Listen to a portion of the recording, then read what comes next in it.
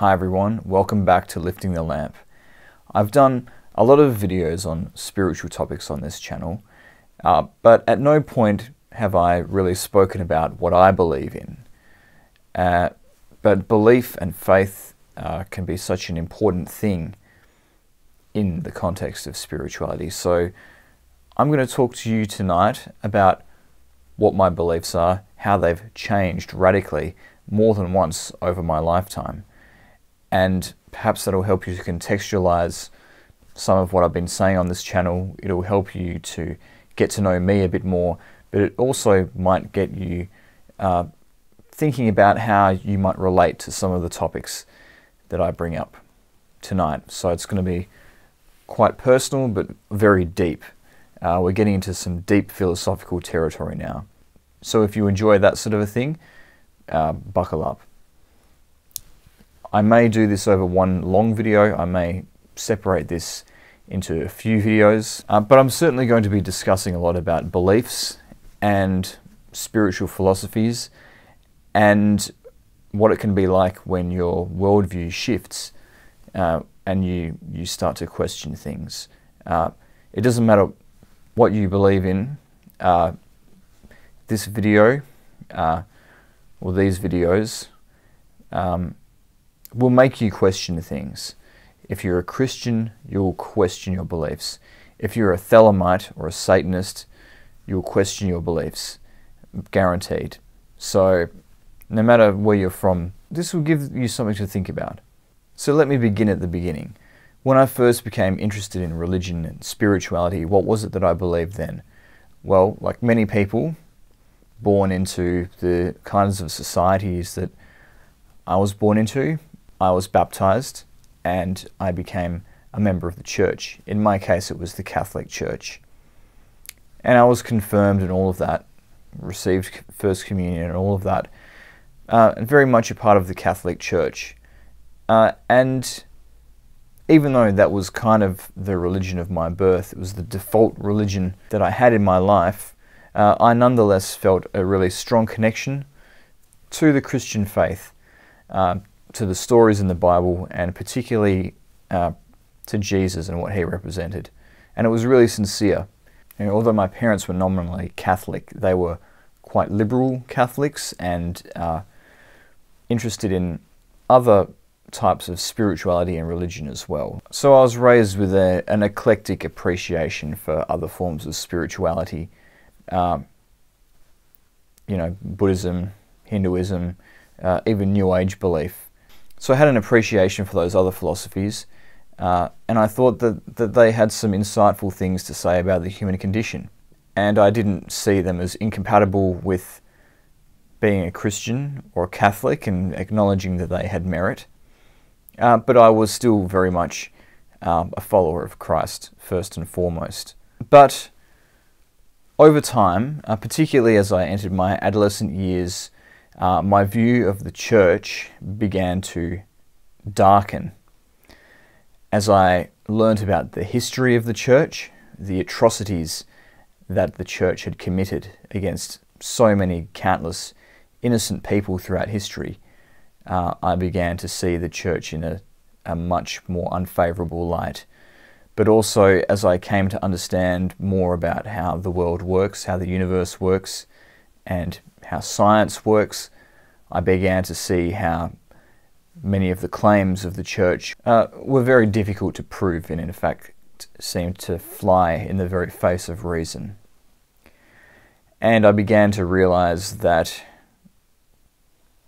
although there were many Catholics, particularly the lay people of the church, who didn't really care if certain people wanted to show an interest in other religious beliefs, so far as official church doctrine was concerned, there was a high level of intolerance towards anything that wasn't Catholic, or at the very least anything that wasn't Christian. So the cracks were starting to emerge in my worldview. But the thing that I clung to for a while was Jesus the man, and I thought if there was anything that could redeem the church in my eyes, it was the fact that at the center of it all there was still Jesus, and there was something authentic in that man, and his mission and his life, which is basically about love and respect towards all people. And that was something that I thought was worth salvaging, something that was worth following, irrespective of how profoundly imperfect and inadequate the instrument for that teaching was. But the disappointments continue to pile on, and if you've watched my previous videos, particularly on hell and on my first video to do with magic, you will know that I began to feel very abandoned by God. Later in my adolescence, I felt like my prayers just weren't being answered. And then on top of all of this, I was getting sick and tired of the fanaticism and the authoritarianism of the priests that I encountered in my life. That really can't be overstated. The religious authorities that I encountered in my life, more than anyone, are the ones who drove me away from the church through the way that they used authoritarianism to try and force me to act a certain way, and the way that they were so intolerant towards any other point of view. And this would come to a head by the time I was 17. But in the meantime, I was still going through life nominally a Christian, but I was starting to form my own views a lot more as I thought about the world and contemplated the world as a young teenager. But I was very much fascinated with the concept of salvation, which of course is so linked to Christ, who I so admired. And I would often go on long walks by myself in a nearby nature reserve when I was 15, 16, and think about the world and contemplate some of these deep questions that I had about God, about the nature of humanity, the nature of spirituality, and try and find an answer in the silence and the peace of nature. And on one occasion, I was walking through the parklands, walking through the nature reserve, and I had the question repeating in my mind, can the human race be saved? And if so, how?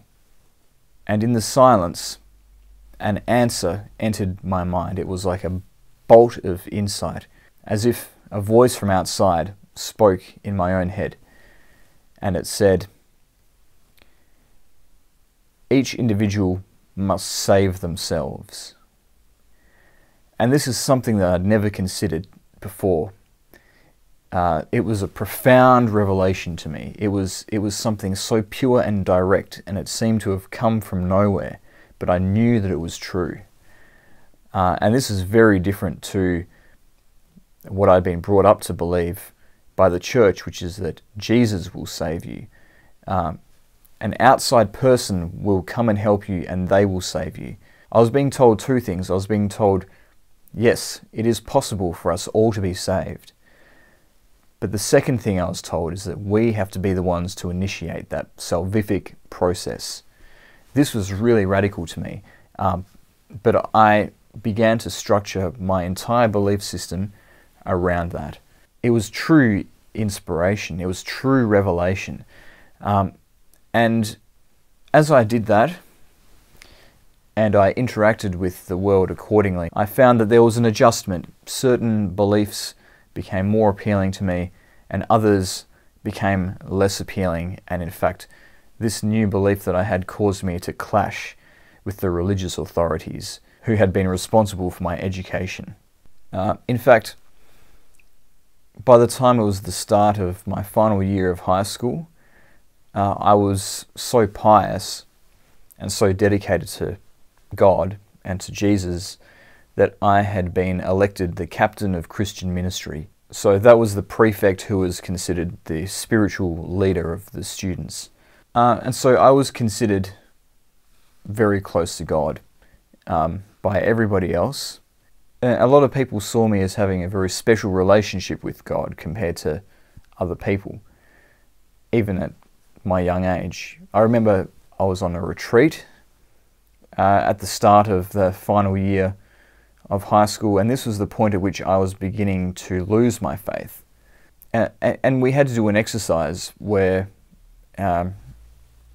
we were shown a picture of a tree with a bunch of monkeys in it, and the monkeys are all doing different things, and some were swinging from a branch, some were higher than others, and we had to identify which one of the monkeys was the best illustration of our relationship with God. And because of the doubt that was going through my mind at this time, I chose a monkey who was on the very edge of the tree, holding on to a branch that was slowly breaking, and the monkey was panicking because it knew that a fall was coming very shortly, and its grasp of the tree was uncertain. And I identified myself with this monkey, and the teacher that was running the exercise seemed surprised, and she actually said, "Oh no, that's not you. You're this monkey, aren't you?" And she pointed to the monkey that was highest up on the tree, at the very top of the tree. So that was the expectation of me, based on how I'd been for most of my life, frankly. But this doubt was starting to creep in. And the thing that really sealed it for me was when I was tasked as the captain of Christian ministry with writing a passion play for Easter. So I was tasked with writing this passion play, and I thought, okay, I'm finally in a position of spiritual leadership. I can use this opportunity to share the revelation that I had with the rest of the student body. I can weave the insight that I received at the nature reserve into the plot or the subtext of the passion play that I write. And so what I did was I wrote a passion play which was based very heavily around one particular scene in the Bible, which is when Jesus is awaiting his arrest in the Garden of Gethsemane, and he's feeling quite uneasy about the ordeals that he knows he must soon face. And he asks God to take the cup away from him, being the cup of the suffering that he must consume shortly. And there is no response. And all of the disciples are asleep, even though he asked them to stay awake with him in his time of need. And so what this really illustrated was a time when Jesus was completely alone, and he couldn't even get an answer from God. And so in a time such as that, who do you rely upon? You can only rely upon yourself. Sometimes God doesn't answer our prayers because he wants us to rely only on ourselves and not on God. And so that was the message of the Passion Play. I thought that it was still compatible with a Christian worldview, but it had a healthy injection of that spiritual insight that I had received. But the religious coordinator at the school had a very different idea, and in fact was so outraged and disapproving of the play that I had prepared, because it went against strict Catholic doctrine, that one morning he called me into the college chapel before the classes of the day began, and we sat down in the chapel before God, before the God that I'd worshipped for most of my life. And he took out a piece of paper, and he drew a line on the piece of paper, and on one side he wrote Christianity, and on the other side he wrote humanism. And so the point that he was trying to explain to me was that Christianity and humanism are diametrically opposed to one another. And it's an absolute. You can be one or the other, but you can't be both. You have to choose. Are you with God or against God? If you're a humanist, you're against God. And against Christ. And this religious coordinator explained to me that the philosophy that I was putting forth in my proposed passion play was humanism, because it said that human beings can save themselves, when in fact what the church teaches is that human beings can't save themselves. Only God can save them. He told me I couldn't be a Christian and a humanist because they were mutually exclusive, and so I had to choose one or the other. Now, I was never one for dramatic flair or making rash decisions that would create too much of a stir at that time, so I decided to go along with the doctrine of the church for the remainder of the year, the few months that were left of me being subject to this religion. But in my heart of hearts, then and there, I decided, okay, if the church is forcing me to make a choice and won't allow me to believe in the thing that I know in my heart to be so true, the truest thing I've ever known, then I'm a humanist and I choose humanism. And if the ultimatum before me is that means I have to reject Christianity, then I reject Christianity. And that was it. And that was how I lost my faith. I did not view this loss of faith as a personal tragedy, because I had already started to find another belief system that was liberating and fully embracing that. And so, far from losing my worldview and having an existential crisis, I felt like my world had just become so much bigger and I was free. And now I'm going to talk about the beliefs that I adopted once I had left the church. If you've watched my first video on magic, you will know that around the time I was starting to lose faith in the tenets of Christianity as they're taught by the mainstream churches, I was embracing magic, and I was liberating myself through the use of magic and really finding myself in a big way. So magic became the basis of my belief system. So I was looking for something to believe in. I was looking for a new spiritual philosophy. I knew that I was a magician, and I knew that the agency of the individual to liberate themselves and save themselves was at the core of what I believed, and a belief in the obsolescence of the old religious structures of the past and the need to replace it with something newer and better. And these three deeply held beliefs that I had led me towards Thelema. There were other things that were pushing me in this direction. There are a lot of synchronicities which pushed me in the direction of Thelema. Whether it was following synchronicities only to find Crowley's books, or finding a bookmark in a New Age shop which advertised a local body of the OTO, I kept being drawn to Thelema. And when I learnt a little bit about what Thelema stands for, I found that it was very resonant with me and what I myself believed.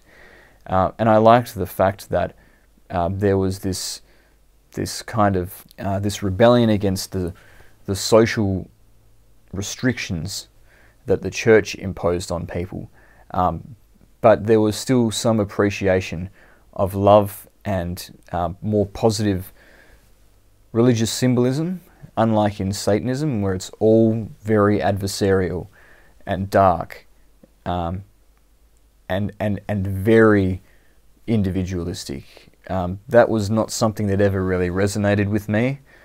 And in terms of the Wiccan stuff and the pagan stuff, I didn't really have any criticisms of it, but it just never really connected with me. But Thelema did.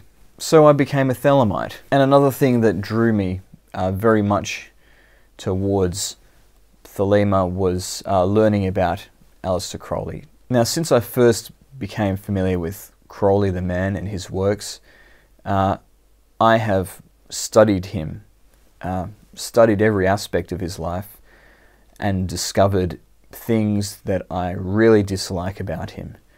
And to the point now where I think he was actually a despicable individual.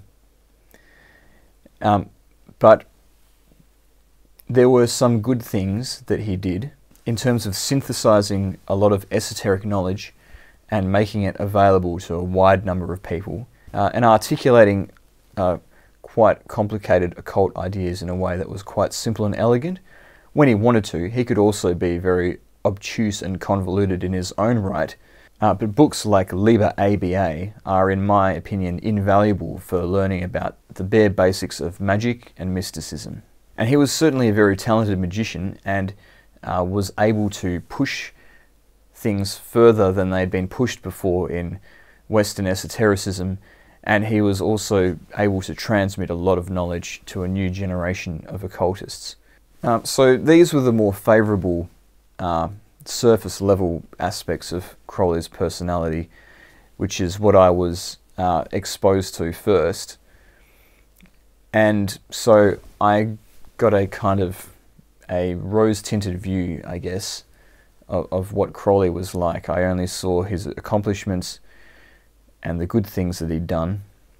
And so based on that limited amount of knowledge, I decided that I admired the man. And on some level, I felt like I could relate very strongly to him in terms of the formative experiences we had, being very faithful to the Christian God and later being deeply disappointed in and feeling somewhat abused by the religious authorities in our life, and feeling the strong urge to rebel against them as much as we could.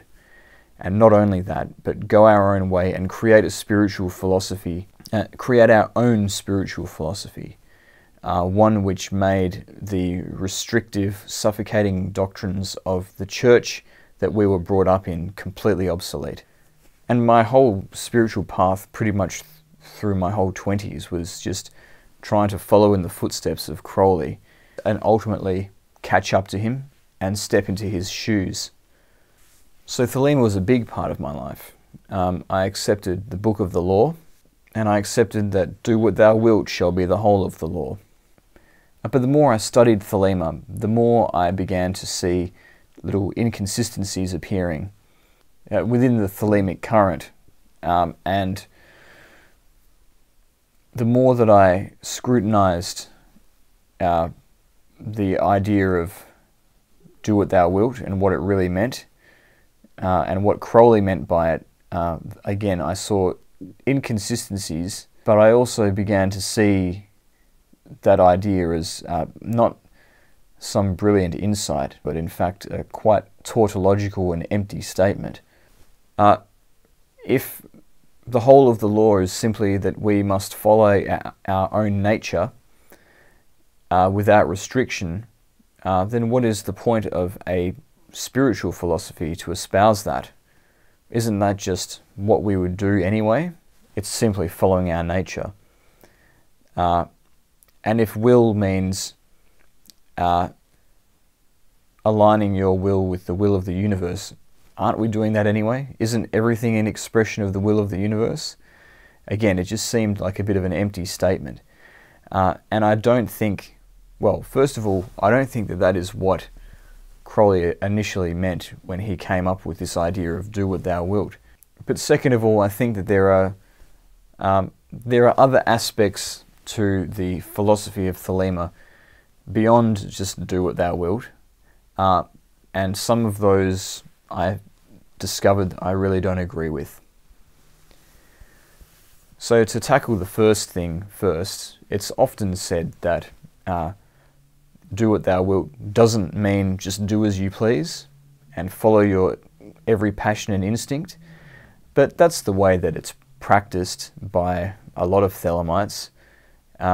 It's used as an excuse to just engage in all kinds of behaviour, no matter how irresponsible it is.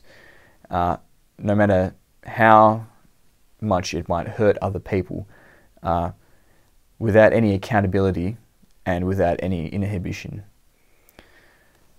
And I think that if we're being honest, that's what Crowley meant by do what thou wilt when he first came up with, or was dictated, that maxim, depending on what you believe, upon writing down the Book of the Law. If you situate do what thou wilt in its context of the rest of the Book of the Law, the rest of Crowley's writings, it's very much an invitation to excess and debauchery and depravity and hedonism, with no moral responsibility whatsoever. And that can have some pretty bad consequences.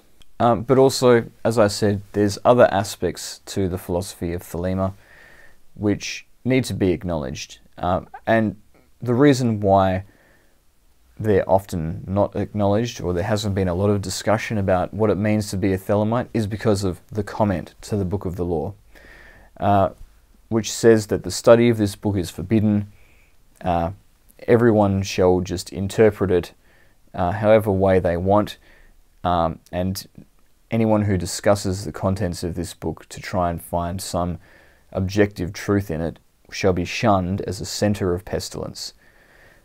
But then, again, this brings me back to my initial point of, if this religious or spiritual philosophy is just so open to interpretation that the study of the Holy Book is forbidden and just a matter of everybody's personal beliefs, it loses all meaning. It can mean whatever you want it to mean, in which case it's not really a spiritual philosophy at all. It's just how people are.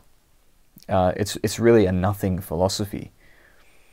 It's not answering any of the great questions. And I understand there's an argument to be made that is the elegance and the simplicity of Thelema, that it does say that you get rid of all of the ideology and it's just whatever you think is right. There is a certain elegance and simplicity and inherent truth to that, almost like an anti-religion or an anti-philosophy or an anti-ideology, except that it is religious. And that if you are a Thelemite, there are certain things that you must accept. You need to accept the Book of the Law and the other holy books. You're expected to follow Nuit, Hadith, and Rahul Kawit. There's a lot of really beautiful parts of the Book of the Law, but truth be told, there's also a lot of things in the Book of the Law that are atrocious. The Book of the Law talks about how compassion is bad, and has a very negative view of those who are less fortunate and what should happen to them. Very negative view of women who might want to choose a more abstinent lifestyle. And you can say that the Book of the Law is open to interpretation, but if you're being sincere and honest in your intellectual inquiry, there's only so many ways that you can interpret compassion is the vice of kings, stamp down the wretched and the weak.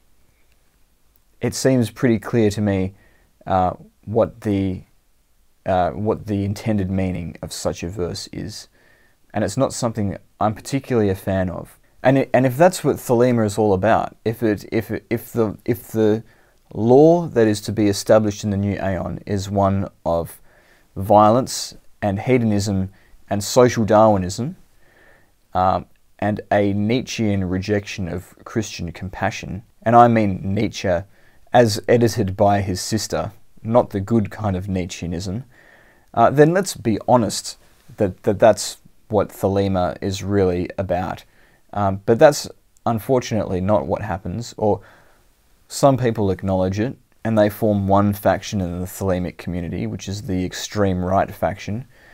And then there are other people who are progressive around social issues, and see Crowley as revolutionary in terms of LGBTQIA+ representation and women's liberation, well, in a particular direction, at least, and conveniently ignoring his deep misogyny and racism. But if you're in the latter camp of Thelemites, if you just don't like being told what to do by conservative institutions, and that's what attracts you to Thelema, then there's a lot of things that you need to sort of conveniently ignore or sidestep or sweep under the rug in terms of the law that you're supposed to be accepting, the received wisdom that you're supposed to be accepting. And the comment allows you to do that. A lot of people who came to Thelema, or even other beliefs like paganism or even the left-hand path, have been really put off by what it says in the Bible. They have read the Bible objectively, and they have a problem with certain verses, particularly in the Old Testament, particularly in the Pentateuch, and they can't bring themselves to accept a book as holy that contains so many appalling messages within its pages, irrespective of the good bits. And those people would say that just interpreting the Bible differently to downplay those verses and emphasize others is just cherry picking, and it's insincere, and that you need to look at the holy book objectively, and if it says something that you don't agree with, you need to just reject it. So why not look at the book of the law with exactly the same scrutiny that one would look at any other number of professed holy books from the world's religions? Well, this is what I did. And although I found that there are many concepts in Thelema that to this day deeply resonate in my soul, there are certain things that Crowley said or was dictated, depending on what you believe, whether you believe he's a fraud or not, that appear in the book of the law, which I find incredibly disagreeable. And the stuff about compassion and how the weak should be treated is really the clincher for me. And also the excessive violence. And so the cracks again began to appear in my belief system, this time in the Thelemic worldview that I had adopted after I had left the church. And so where does that leave me now? It's kind of led me to a synthesis of the different sorts of beliefs that I've had at different times in my life, and it's led me to a more nuanced appreciation of many different types of belief. And so there's been one final transformation which is of note in my spiritual life, which determines what I believe now. And that's what I will discuss in my final video in this series. Once again, I hope you enjoyed this. It will have been a very controversial video for any Thelemites who are my subscribers, but perhaps it's given you some food for thought. You can believe whatever, you can continue to believe in the book of the law, whatever, but think about it. And anyone else, leave your comments down below. Hit that subscribe button to support my work. Thanks again for listening. See you next time.